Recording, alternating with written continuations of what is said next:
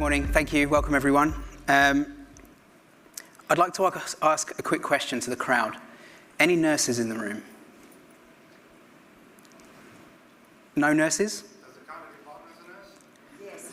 Yes. Close enough. That does help me with where I'm going with this, which is I'm going to ask a question and I'm going to ask you not to answer. And Gretchen, I'm going to ask you not to answer as well. And Brad, let's rule you out. Okay, so here's the question. What does a nurse do? What is a nurse's job? Anyone? Operations at the hospital. Good answer. Take care of the people. Excellent. Anything else? Too much paperwork and admin. Too much paperwork and admin. Yes, that's exactly where I'm going with this. All right, next question. Apart from the too much paperwork and admin, operations of the hospital, taking care of people, yes. With that in mind, how much of their day does a nurse spend on a computer? Too much. Correct. Any more specific? A quarter. Anything else? 1/3. Okay. Oh, 1/3, 30%. Yeah, okay. That's actually the correct answer. It's 30%. Well, okay, so the answer is if you have an EMR, does anyone know what an EMR is? Yes? Probably, but that's not what I'm referring to in this context. Emergency medical report, did you say? Yeah. Response, yeah, probably. Electronic medical record, yes. So there has been research done, a lot of research done into electronic medical records and digital health and so on and so forth. The time that this story takes place was 2010. Well, where it starts is 2010. And at that point, all of this was new, specifically for Australia. It was new for Australia. So a lot of the research was new. Now, there was a lot of research done at the time, and at the time, it was if you have an EMR, if you have an electronic medical record, your nurses spend 30% of their day on a computer. Now it's 2025, and everyone has an EMR, right? So in every hospital, near enough, certainly around Australia, most of the world, obviously not all of the world, most of the developed world, our nurses who are employed to take care of patients are spending 30% of their day on the computer. Why am I telling you this? I'm telling you this because you would think that it would be fundamental then that you would want good computer systems, right? Good information systems. Let's bear that in mind. So who am I? My name is Matt. That's me. I am an apps and innovation consultant at a company called Arinco. So we are based here in Melbourne. We also have a Sydney office and some other offices as well. So I'm an apps and innovation consultant. I am co-host of the Beer Driven Devs podcast. Thank you for that. My co-host Liam is here. Hi, Liam. Hi. I'm not a doctor. There was various different photo shoots throughout the years at the hospital, and they were always asking for volunteers. So I'm not a doctor, but working at the hospital did leave me with one of my favourite stories, which I'll just tell you quickly. I was on my way to one of the operating theatres to help out with some computer issue there. I honestly can't remember what it was. And as I was kind of, racing through the corridor, this guy, John, he was a project manager, and one of those people that always has lots of demands of everyone's time. And he stopped me. You clearly see I'm in a hurry. And he stopped me. Oh, Matt, I need to talk to you about... Sorry, John, I'm needed in theatre. I'll just show you quickly. I've got some QR codes if you want to find me, if you want to listen to me or Liam ramble on about anything. Am I in the way of that? Yes. There's a QR code for the Beer Driven Devs podcast, and there is one for just in case you want to find me on LinkedIn, and now I'll get out of the way over here. And I won't leave these up for too long because it's a small world, and I'm sure you can find me if you want to. So I want to talk about the early days of the hospital. So I mentioned that this story starts in 2010. So 2010, I arrived to work at Macquarie University Hospital. It was May, and it was about a month before the hospital opened. And it looked more or less like that. The building was still being completed. There was no furniture, no computers. Everything was a mad scramble to find a space to work. It was really exciting. Okay, it was really, really exciting. The reason it was like this was because there had been a reason why work had to cease for about 12 months. So it was originally built, so it's owned and operated by Macquarie University, originally in partnership with another organisation. They decided to not pursue that partnership, and while they untangled that, there was literally a year where no work could take place. They made a very ambitious decision. They said, we are going to open on the same original opening date anyway. So that meant it was a lot of hard work. And as much of a struggle as it was really, really exciting. It was an exciting time for a lot of reasons that, some of them I'm going to show you now. But there was this real kind of collaborative spirit. And if you think about a hospital, it's a very, very highly governed environment, very strict. But for this brief moment in time, it was something very special. And it felt like a startup. Right? You had this highly governed environment where you had everyone rolling up their sleeves and pitching in, and everyone helping everyone else and just doing anything, whatever it takes, because we all had this shared vision and this shared belief in doing something amazing. Now for me, as someone who works in tech, as I said, I'm not a doctor, I'm not a nurse. What I do, I could be doing anywhere, and it just felt good to be doing it somewhere special. So what was so special about it? Well, as I said, it was Australia's first digital hospital. So it had all this amazing technology. So they had this thing called the Gamma Knife. Does anyone know what a Gamma Knife is? No? Okay, so basically it is a high energy radiation beam, gamma beam, and it is used for excising tumours deep within tissue without making an incision and minimal damage to the surrounding tissue. Very clever. They have a cyclotron. Does anyone know what a cyclotron is? Yeah? You tell us? It makes light go really fast, yes. It's basically a primitive particle accelerator. And what's important about this is that there are certain radioisotopes that are used in radiotherapy, in medications, and they have very short half-lives. So if you want to treat patients with these, you have to manufacture them, create them at the place where you're treating them. And they had one of these at the hospital. They had this awesome patient entertainment system. And actually, one other thing, can you see it here? Can't quite see it in this picture, but again, remember this was 2010, right? So they had a little notch, a hole in the wall with an iPod dock. So remember the old 30-pin iPods? So the surgeons could come in, plonk in their iPod, put on their playlist, and listen to that. And it was awesome, right? Really, really cool stuff. Let's talk about the patient entertainment system. So really, really slick. You can see this was like, I'd never seen anything like it. So, it's a private hospital, but again, 2010, right? Really, really slick. So it was at every bedside. They could use it for ordering their meals. They could use it for watching TV. There was a phone. Really cool. The thing is, it actually didn't look like this. I don't know if you can tell. It does seem obvious to me, but that's photoshopped. Okay, it is obvious. Good. Everyone can tell. Something else. That's not a patient. That's Carol. She was the CEO of the hospital. And yeah, they didn't look like that. They looked like that. Now, again, that looks clunky and old now. That's a capacitive touch screen. It's come out really dark. I don't know if you can see, but that phone looks like a kind of Fisher-Price phone. And there was all kinds of plans around how this would be used, right? So they had a card reader in it. So the idea was that staff would use that, and there would be they would be able to log into it and use that for accessing medical records. That didn't work out because the patients didn't like having their entertainment system interrupted. So that worked out to not be good.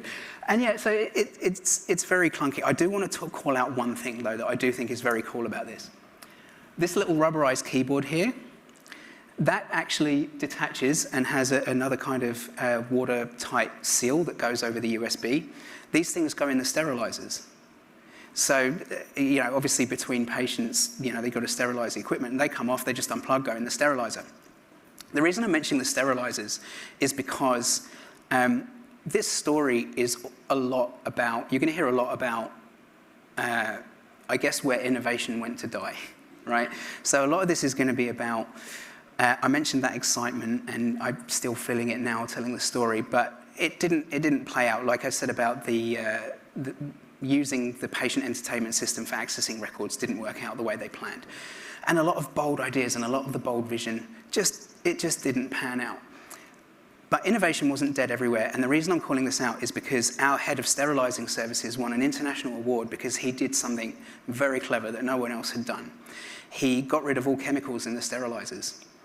And, this isn't just we get rid of them and, that's fine. They obviously have very meticulous testing for checking for microbes and whatever else. And, the equipment and the things that come out of it are sterile. And obviously it's not just these things, but obviously the instruments used in surgery, they get rewrapped and sterilized and everything. And he got rid of all the chemicals. And the way that he did it was by increasing the temperature. So he increased the temperature to such a degree that it literally killed everything, made everything completely sterile, and it was really innovative and won international awards. The problem with that was that the pipes weren't graded for water at that temperature, and they actually burst, and we got flooded out of the IT office, which was directly downstairs. But still, I think it's cool. Unintended consequences. Unintended consequences, exactly.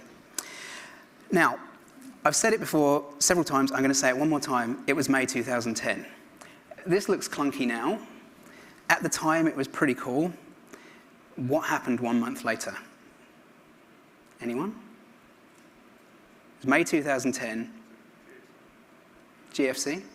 That was the year before. That's actually why I was there. That's a whole other story. Anyone want to take a guess? What happened 1 month later? Yes, the iPad. So 1 month later, this came out, and within a month, literally the day we opened our doors, everything just looked obsolete and dated and aged. So, and of course, one of the big phrases that came out of this when it happened was consumerization, right? So what does consumerization mean? It doesn't mean what we thought at the time, which is everyone bringing their own stuff and consumer technology entering the workplace. What it meant was that we now had to adopt the mindset that consumers had, thanks to this guy and others saying, actually, not only can you iterate, not only can you have new cool stuff every year, but it's not just your software, it's your hardware.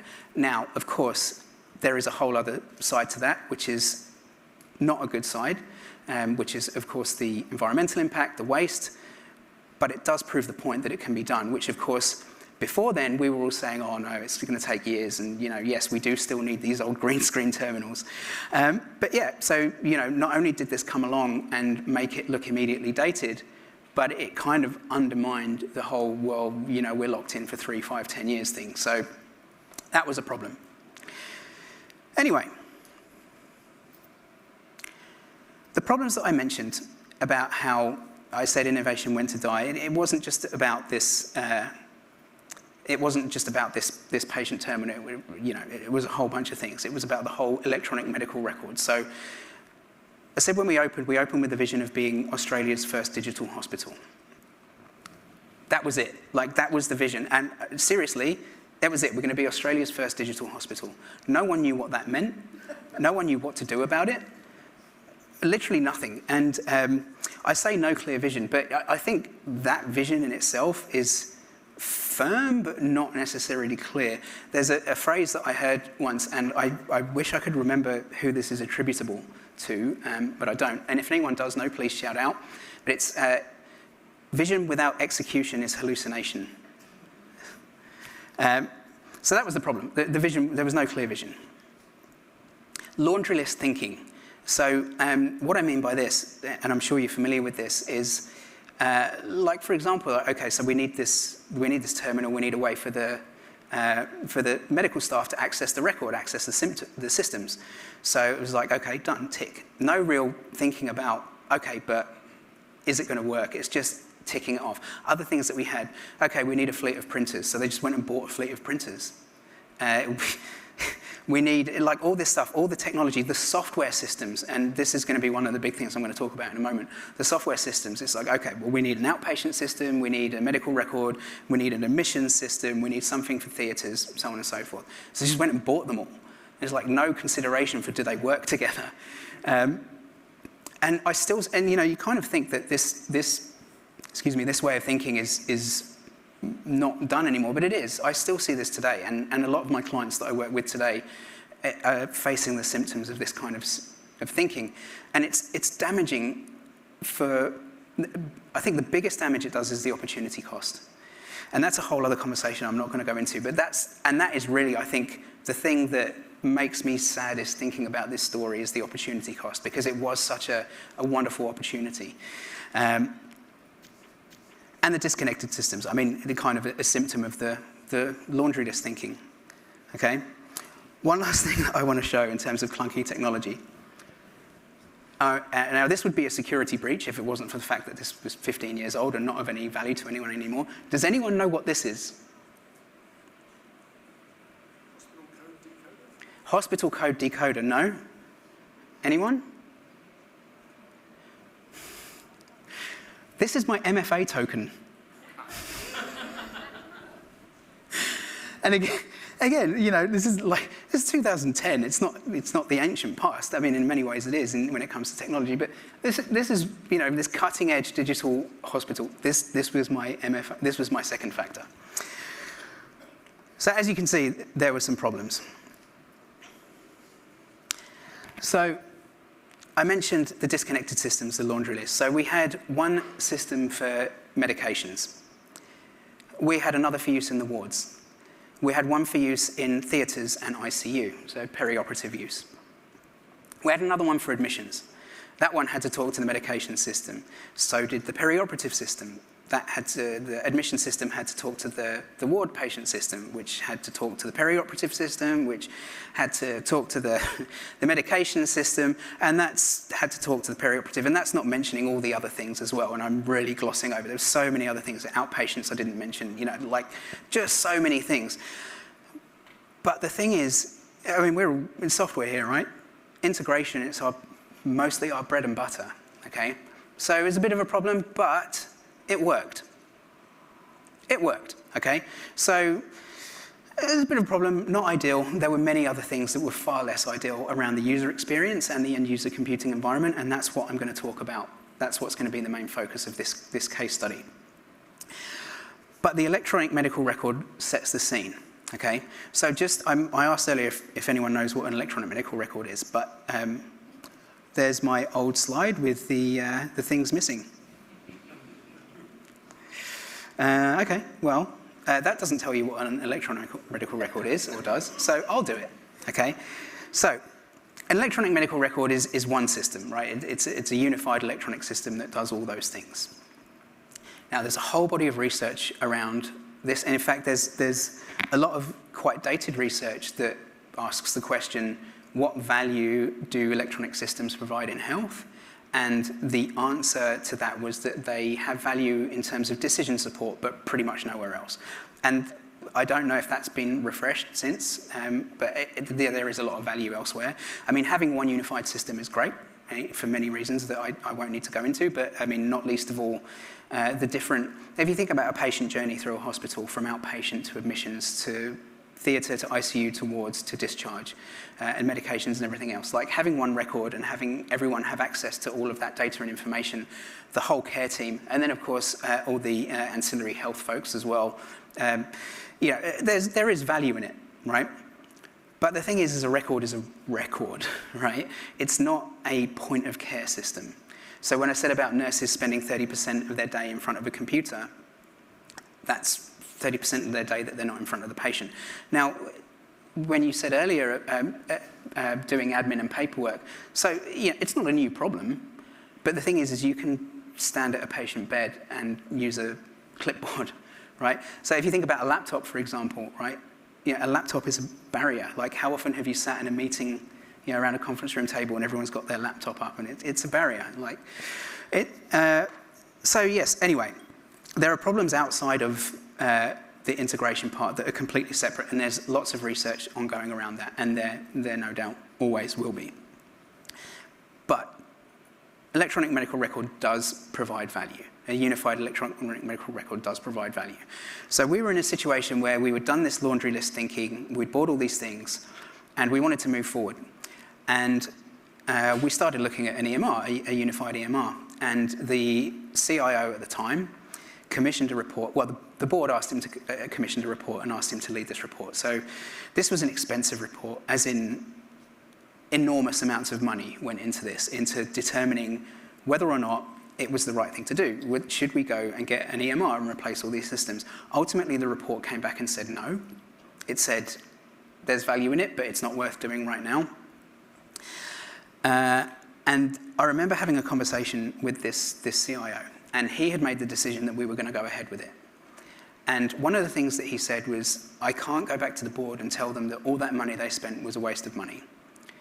And I just remember thinking, well, it wasn't wasted money because they spent that money to answer a question and they got the answer, so how is that wasted? And again, I'm just going to call back to Linda's keynote earlier, and if you remember the slide she showed about the problems of the problems with change. And there were two in there. There is figuring out the right change to make, and if it's a good change. And I'll never forget this. And this is honestly 100%. This is what he said. Doing something is better than doing nothing. Honestly, right?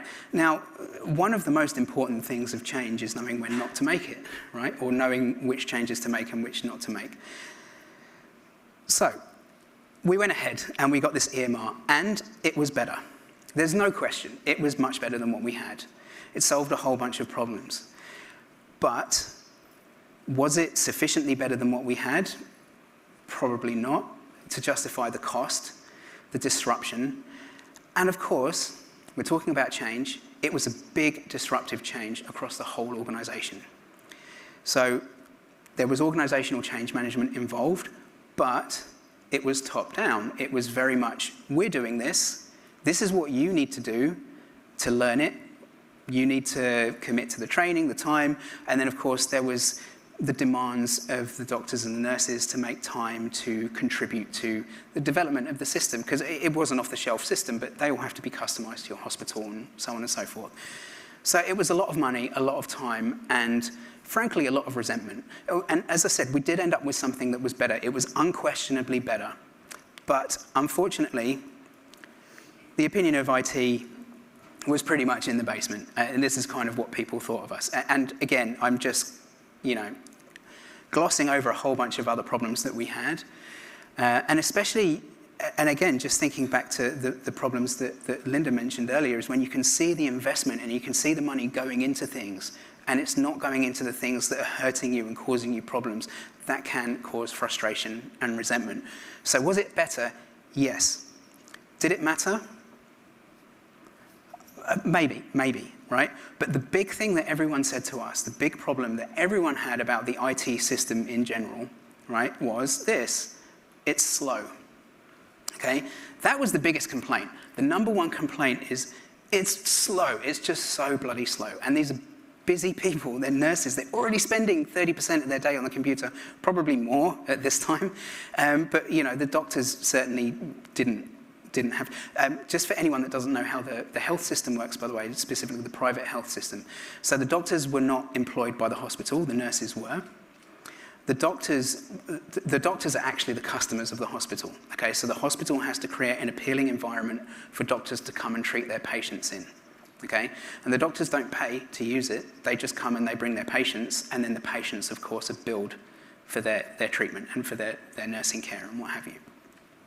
So you have to have a hospital that doctors want to come and work at. Otherwise, you don't have doctors. And if you don't have doctors, you don't have patients. And if you don't have patients, you don't have a hospital. So when the doctors are saying it's slow, we don't want to use it, we don't like it, that's a problem. So I did, and at this point, and I mentioned, by the way, when I started in 2010, I started as a contractor, just helping out around the place, and eventually kind of found my way to a permanent position. And by this point, I was the infrastructure director, and infrastructure manager. So I did what any sensible person would do, was I went to the executive and asked for money, right? So I said, they're complaining that it's slow. We need to invest in better end-user computing equipment. We needed to invest in infrastructure as well. Again, that's a whole other story that I'm not going to go into. But the end-user computing, which, again, like clunky computers, think, massive boxes, the laptop fleet, which actually I did get money to refresh because the laptop fleet was indefensible, right? But, the end-user computing fleet, I asked for money, saying, the doctors are complaining it's slow. And as we know, the doctors need to be here, otherwise we don't have a business. So, of course, they said no. All right? So I'm just going to call back again to Linda's talk. So I thought, well, what do I do here? Okay, so what I did was I created an experiment. And what we did with this experiment was we wanted to prove that the system was slow and prove that it was too slow, because nothing beats empirical evidence, right? So we thought, well, what can we do? Well, slow is subjective, so we defined a metric, then we defined the experiment, and then we gathered the data.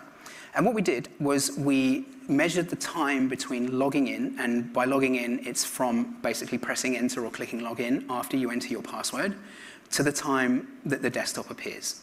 Not necessarily usable, because this was Windows XP, Windows 7, so it would mean Windows 7 days.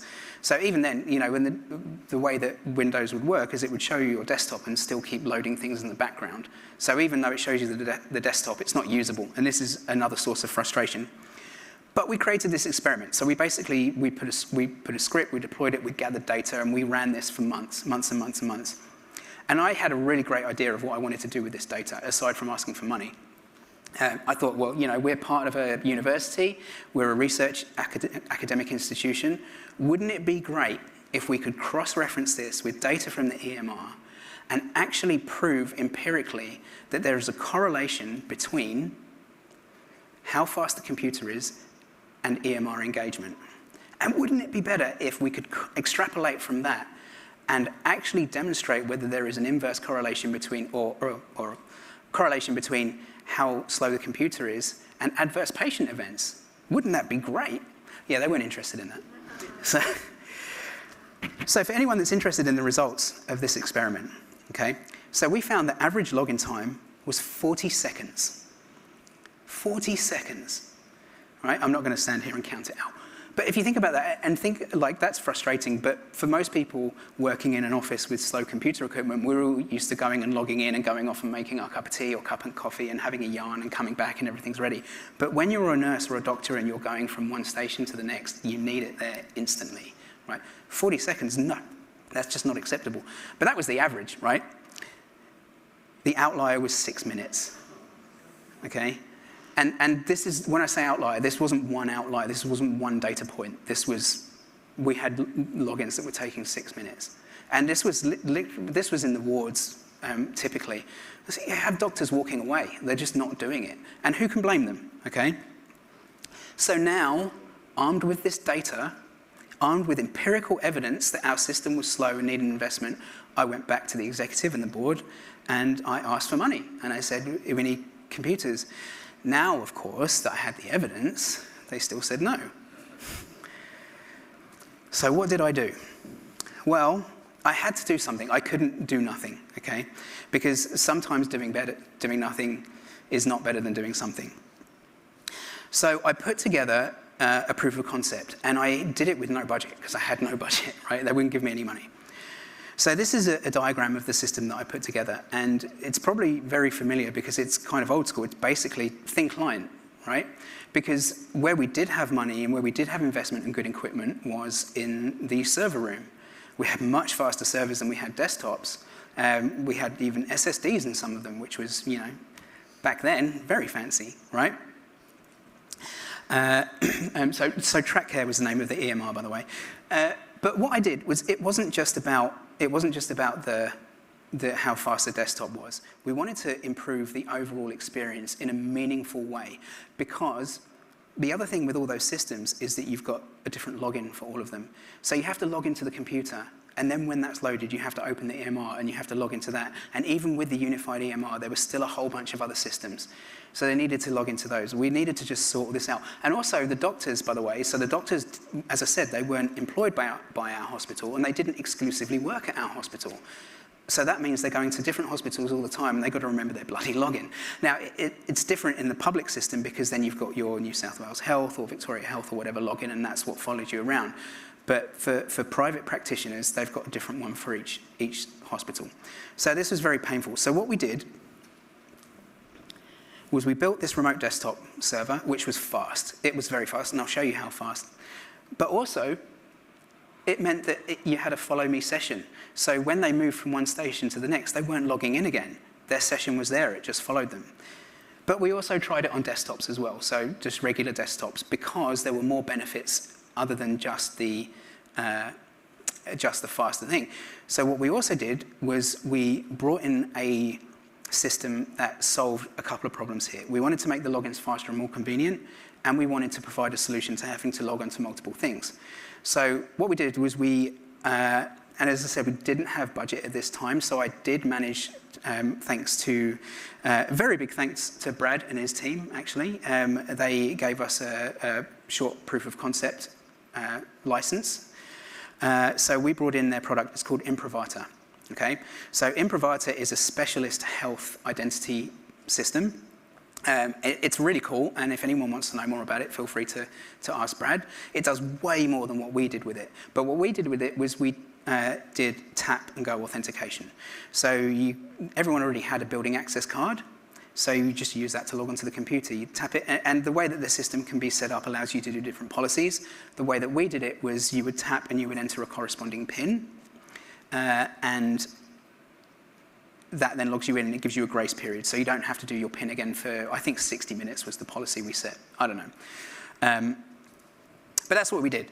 But then, of course, I needed the equipment for it to work on. Oh, sorry, I missed the other part. It also includes a single sign-on solution. It's called single sign-on. It's not really. Sorry, Brad, it's not.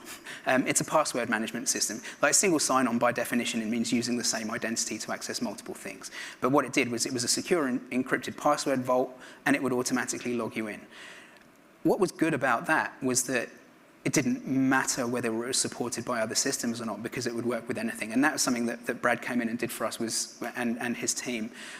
They helped us get it integrated with everything. And it's very clever. It will work with anything. It's very good. And I'm a big fan, and yeah, I do like it. But then I also needed the thin clients, and we didn't have those, and we didn't have any money for that either. So what I did was I used this product called iGel. Has anyone heard of iGel? No? So iGel is basically, it's a thin client OS.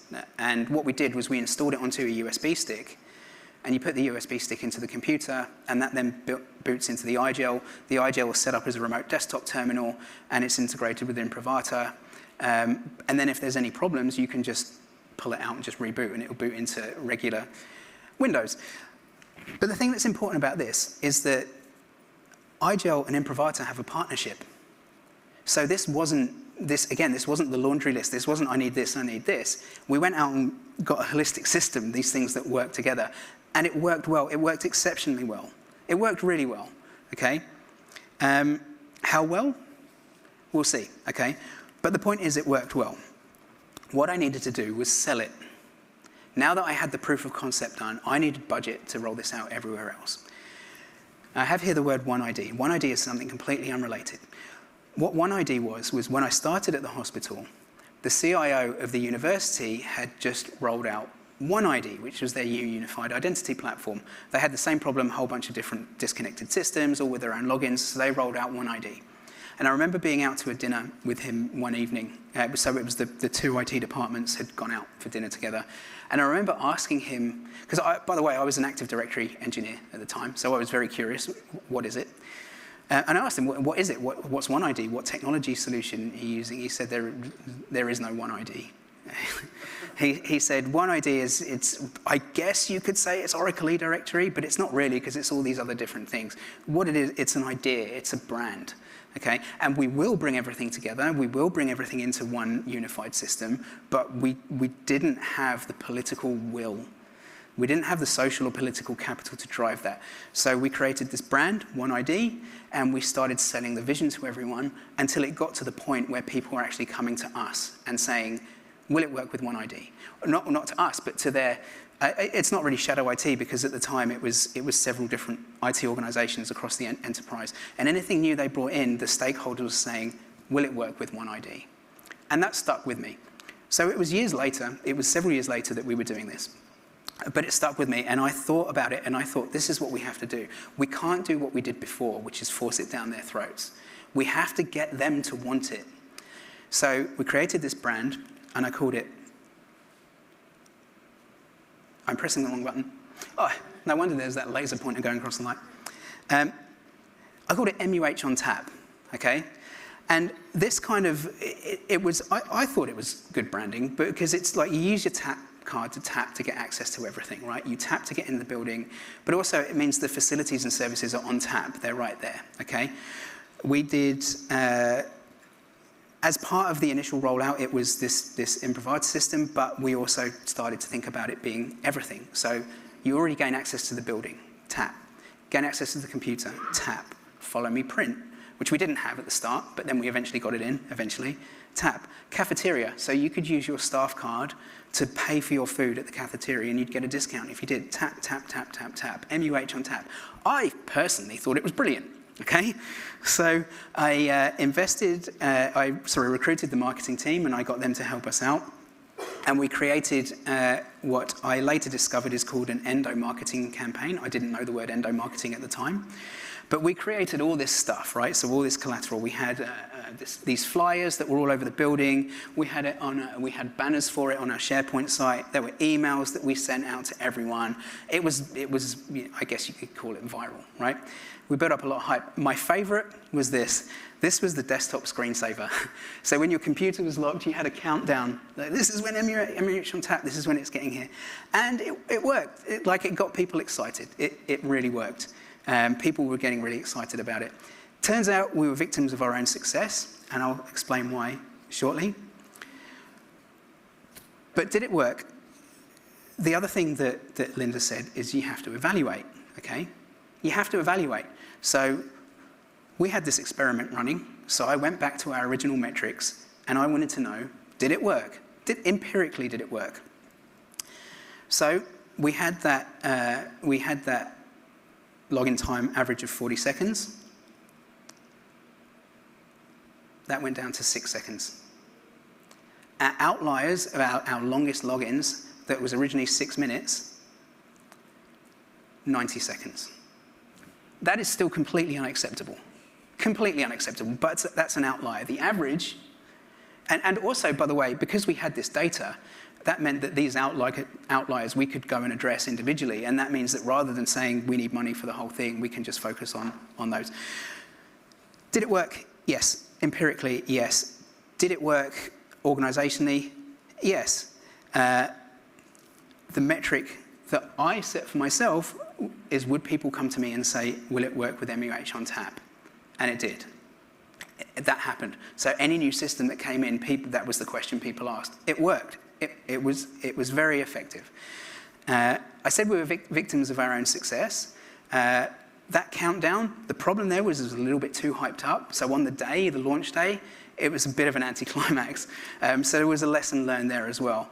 But the key thing is that in terms of securing the funding, what we did with the POC and what we did with the campaign was we targeted the doctors.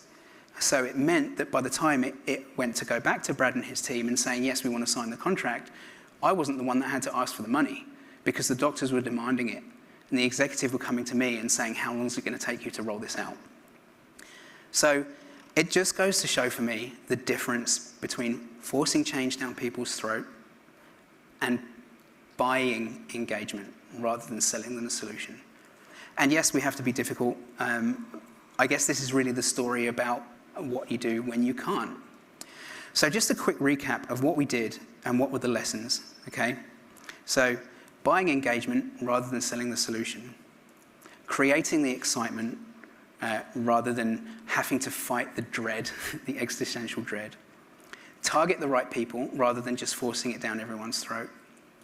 Measurable outcomes rather than made-up KPIs. And honestly, this is something that we've all had to live with. Like, yes, that was a success. Why? Because we said so. Okay? The other thing that, the guerrilla tactics, okay? So actually figuring out ways of doing it with no budget, and getting the opportunity to prove it. It all worked really well, and that's what we did. And those were the lessons I learned. So a quick question. What do you think the most effective part of that was? Which of these strategies do you think was the most effective? Anyone? Targeting the right people. That was very, very important. Very important.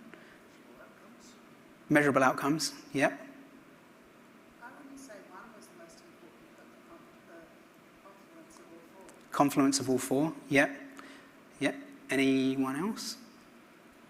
Okay, I'm being, I'm not really being fair here because the most important, most effective tactic here is not one that I put on this list. It's one that I showed much earlier on, and it's this.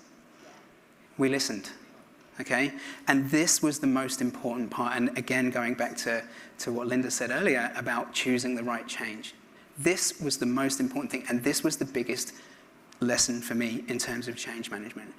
It's not about how do you sell the change? How do you buy the engagement? How do you do this? How do you do that? It's about listening. And when they told us, and they'd been telling us the whole time what their problem was, it's about listening, identifying the change that's not the change that you want to make, but the change that they need. Listening. Maybe that's the real punk rock. Thank you.